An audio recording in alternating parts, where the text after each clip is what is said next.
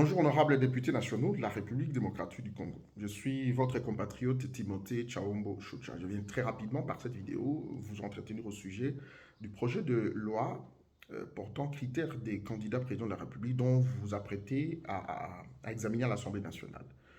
Entre autres critères de compétences, etc. etc. Ce projet de loi parle de celui qui doit être candidat, seulement celui qui est né de père et de mère congolais.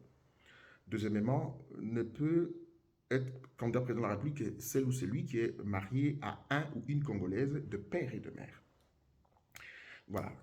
Je crains fort que ici, nous soyons exactement dans une question similaire à la crise de la Côte d'Ivoire, c'est-à-dire l'ivoirité, dans les cas d'espèce, la congolité. Honorable député, j'ai juste un petit élément avec lequel nous allons échanger pendant 5 ou 10 minutes ici. La seule question, c'est que est-ce que cette loi répond à la trilogie sociologique d'une loi? La trilogie sociologique d'une loi n'est autre chose que de la nécessité, de l'opportunité et de l'efficacité de la loi. Est-ce que cette loi est nécessaire maintenant? Est-ce que cette loi est opportune? Est-ce qu'on peut la voter maintenant? Est-ce que ça sera efficace, cette loi? Honorable, je vous invite à regarder bien l'examen de la loi, si réellement ce projet sera programmé, si vous allez conduire le pays vers la stabilité ou vers l'instabilité. Un pays qui est déjà instable. Vous savez que même les Mbororo qui sont ici plus de 30 ans vont vouloir nous attaquer d'ici là pour réclamer, c'est encore une guerre d'identité, ils veulent réclamer la nationalité, un espace pour eux parce que ça fait des années qu'ils sont ici, ils ont mis au monde ici, etc.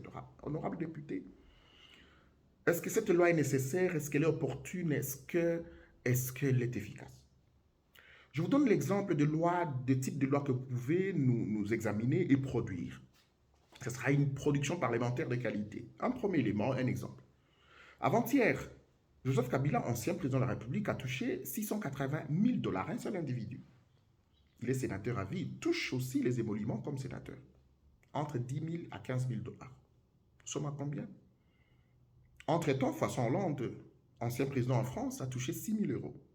Entre-temps, le président Barack Obama a touché 10 000 dollars. Honorable, vous ne pouvez pas réviser cette loi.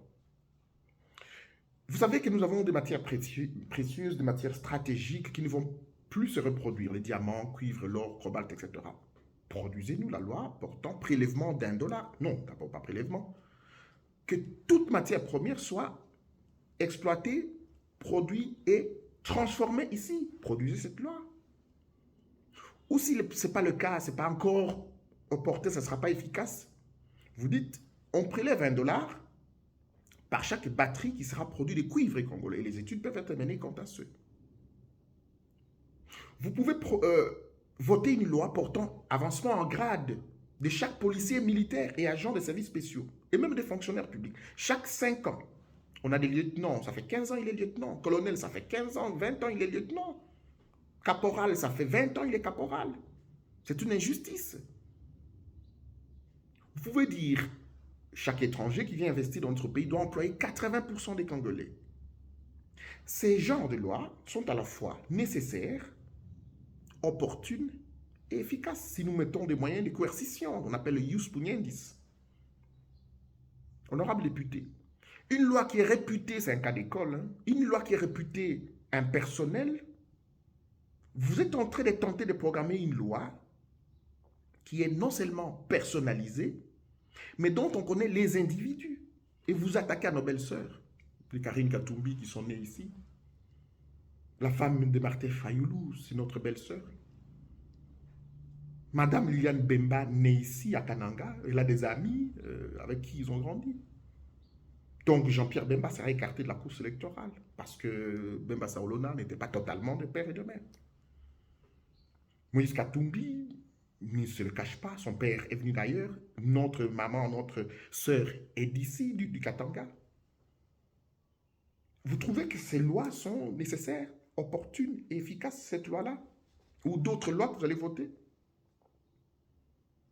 Honorable député, vous avez suivi la radio ce matin, le représentant du secrétaire général des Nations Unies au Grand Lac a demandé au gouvernement congolais de faire encore beaucoup d'efforts pour intégrer les rebelles qui tuent les Congolais, des millions de Congolais dans l'armée, dans l'est du pays, non, les intégrer, etc.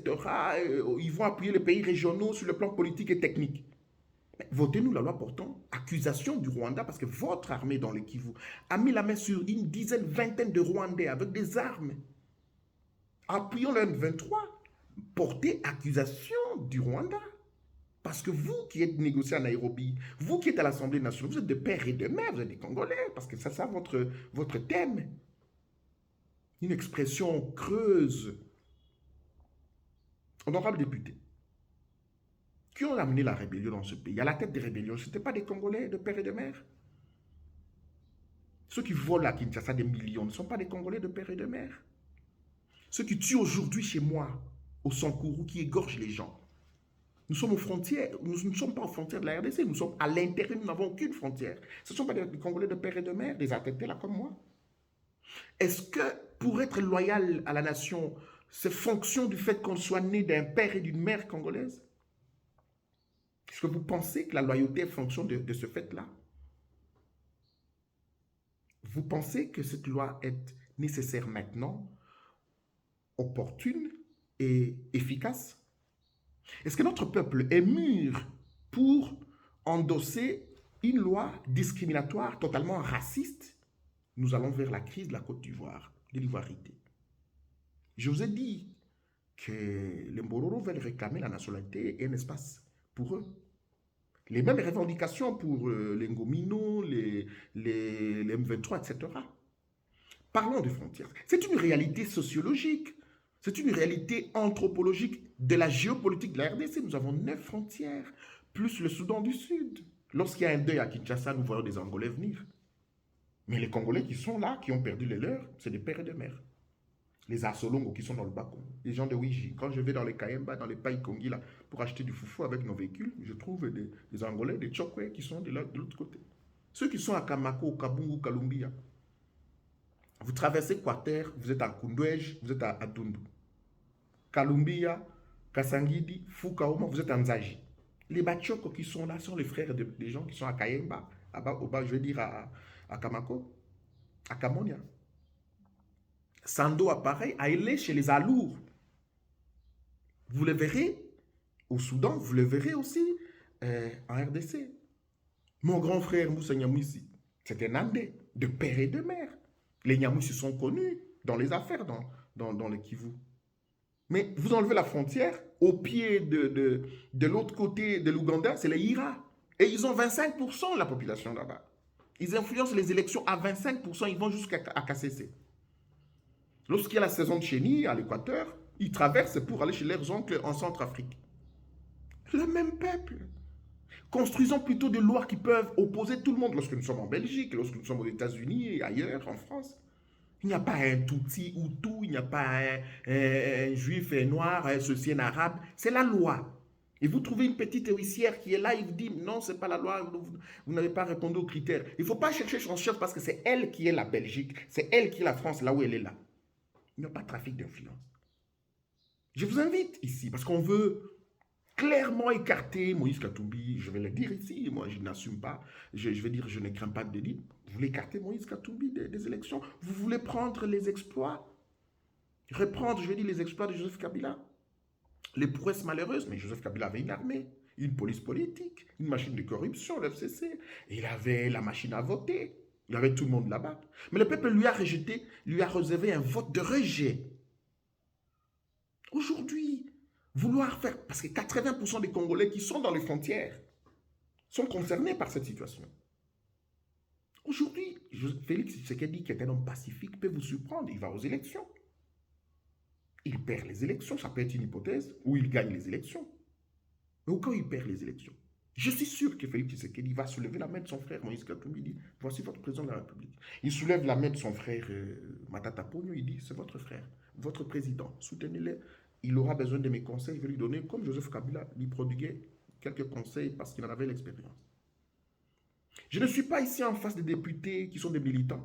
Je ne suis pas ici en face des députés qui sont conflictophiles, tentant de nous voter des lois conflictogènes. Moi, je serai du bon côté de l'histoire. Parce que s'attaquer à nos belles-sœurs, Joël Tatou, Francie, qui est mon cousin là, qui vient d'épouser une autre belle-sœur, la blanche là. Maintenant, demain, ils ont des enfants. Ces enfants ne seront pas des Congolais. De quoi est-ce qu'on parle? Parce que Barack Obama, voilà, c'était un Africain en moitié. Nicolas Sarkozy, c'était un Hongrois.